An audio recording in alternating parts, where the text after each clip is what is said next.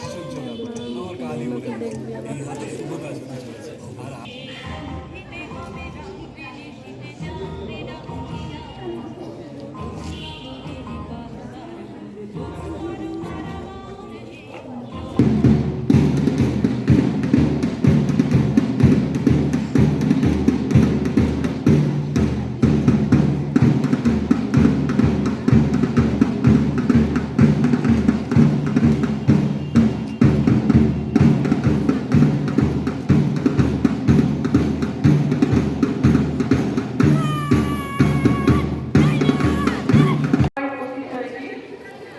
এই পবিত্র দিনে আমার সমস্ত শিক্ষিকা, আমার সহকর্মী, মাননীয় ভারপ্রাপ্ত প্রধান শিক্ষিকা এবং আমার স্নেহের ছাত্রীদের আমার আন্তরিক অভিনন্দন জানাই।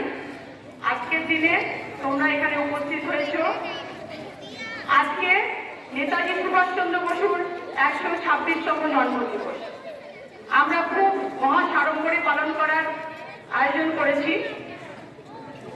নেতাজি সুভাষচন্দ্র সম্পর্কে বলতে গেলে অনেক কথাই বলতে হয়, তো আমি খুব সংক্ষিপ্ত আকারে একটু বলে দিচ্ছি। 1897 সালে 23শে জানুয়ারি তিনি উড়িষ্যার কটক শহরে জন্মগ্রহণ করেছিলেন। নেতাজি সত্যি একজন দেশপ্রেমিক ছিলেন, সেই জন্য তাকে দেশনায়ক উপাধিও দেওয়া হয়েছিল। আমরা এটুকু জানি যে ব্রিটিশ সরকার আমাদের ভারতবর্ষকে 200 বছর ধরে পরাধীনতার শৃঙ্খলে আবদ্ধ করেছিল। এই পরাধীনতার শৃঙ্খল মোচনে কিন্তু নেতাজির একটা অসামান্য অবদান আমরা কিন্তু দেখতে পাই। এই নেতাজির এই অবদান এর কথা বলতে গেলে আমাদের বলতেই হয় যে নেতাজির সঙ্গে গান্ধীজির কিন্তু একটা চরম বিরোধ ছিল।